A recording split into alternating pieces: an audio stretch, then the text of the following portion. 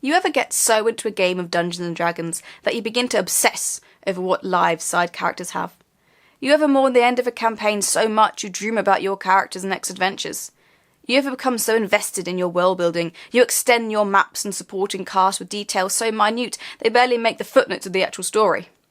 If you answered yes to any of these questions, then this book may be for you.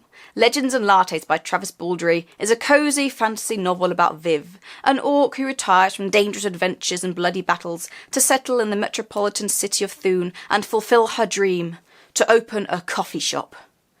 Problem is, no one outside of the gnomish communities has heard of coffee. Will she succeed and spread a new taste sensation across the nation, or will her dream end up in hot water? It's a little bit like one of those mobile games where you produce and sell a product to make money, to upgrade the product, to sell more, to make more money, to upgrade, and so on and so forth. But a book. Overall, this is a very sweet book and very cosy. If you were to write a fantastical coffee shop AU, this is where it would be set. And in a genre which is often associated with very high stakes, huge battles, end of the world, gods and monsters, epic magic, chosen ones, it's quite refreshing to read one that has very low stakes. You're not worried about the characters dying or suffering, there's no eldritch monstrosity lurking beneath the city, no approaching army, no evil wizard taking over the Thormic University. It's just Viv, the orc, opening a coffee shop. And it does work for the most part. I mean, yeah, you're never worried that she's going to die, but you sometimes worry that she might fail. And that can be just as engaging a threat because Viv cares so much about making this work. In every scene, she wants this. She wants it so bad that you know how devastating it would be for her to fail. And that is very important for a character. More important than tragic backstories or cool skills or magical powers. Above all of that, characters should want something. And that makes the book work. I enjoyed reading about the other characters too. They're all oddballs, I suppose. They're not like other insert species here, I guess. Tandri, whom Viv employs early on to help, is a succubus. In demonology, a succubus is a female-presenting demon that engages sexually with men. In fantasy, succubus is succubi? And the male equivalent, incubus, is... nothing sounds right. Are more just sexual beings that might have some influence over emotions and exert control through lust, depending on the book.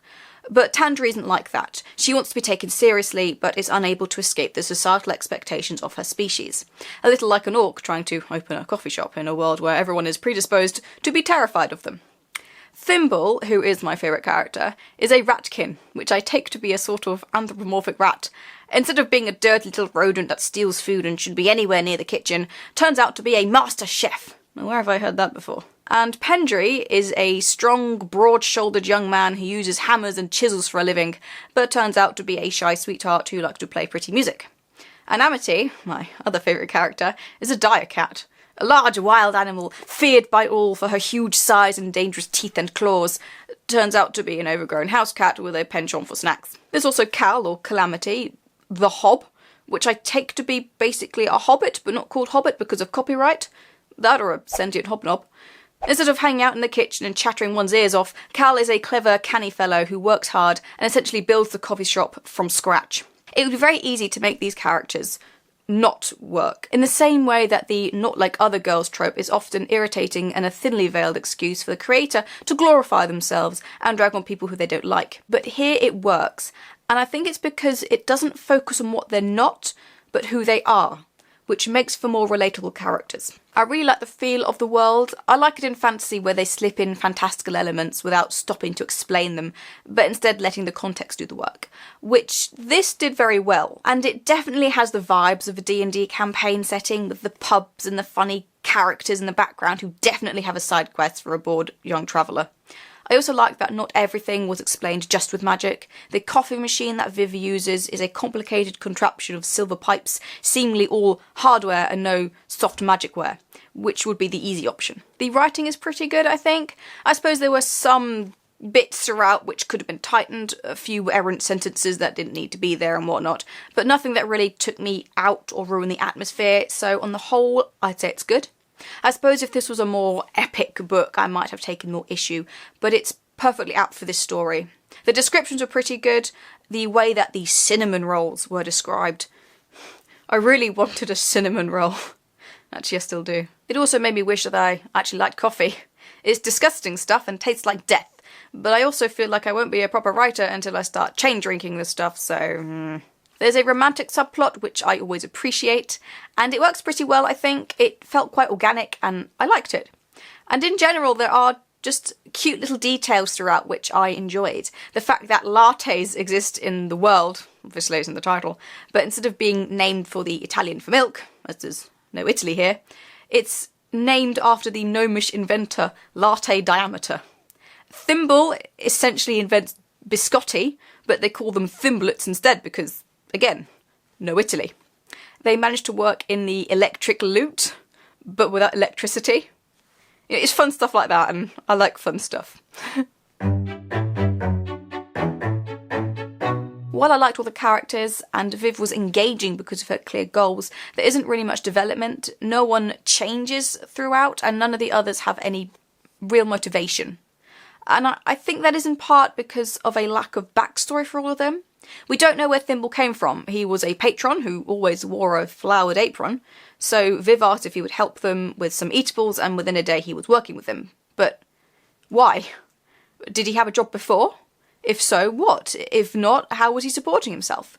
What about Cal? Does he have any family? We never see any other Hobbs, and he never talks about any others that I can remember. Is he alone? Is he ostracised?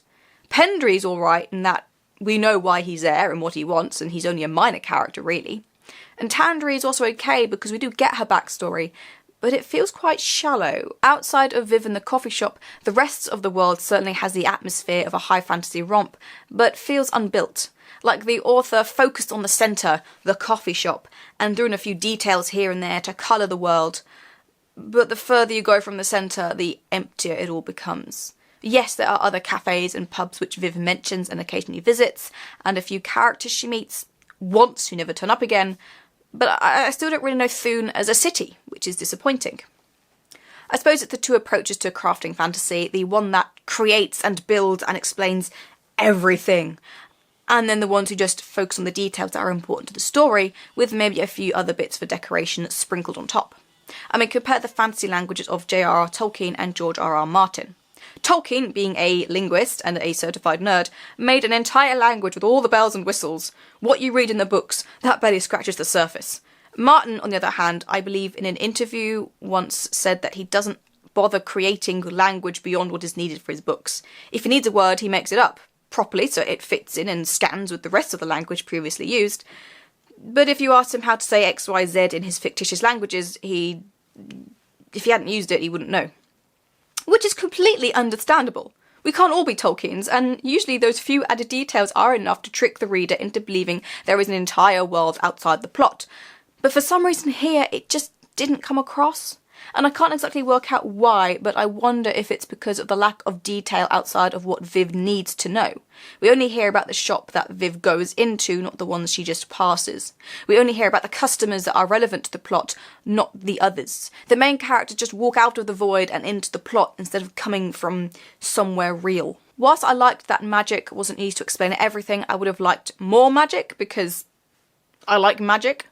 In this world it's called Thormix or something like that, which is just an obscure word for magic, which is fine, you know. It's a fun addition, but it could have been utilised more. There was a Thormic University, and it was only ever mentioned in passing.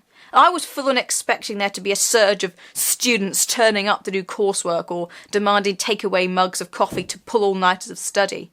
I don't know, it just felt like a missed opportunity. And I know this is meant to be low stakes, and it does work for the most part, but that doesn't mean you can't have jeopardy.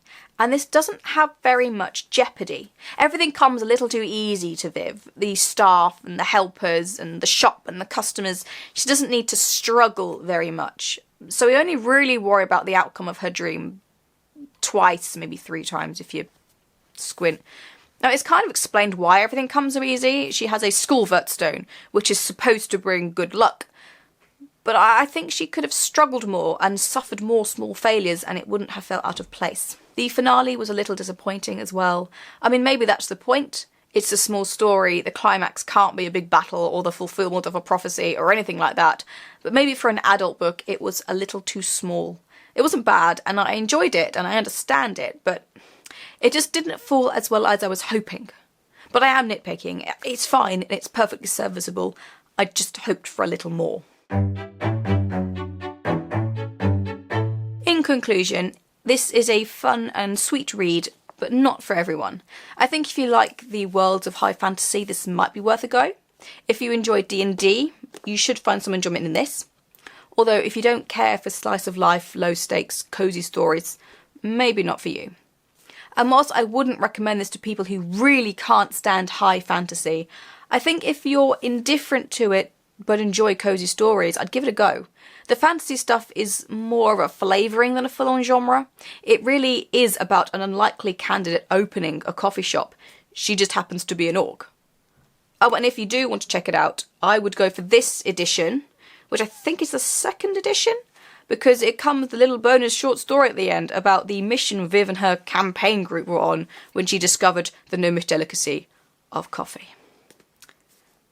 And that's all for now. Thank you for watching. A goodbye.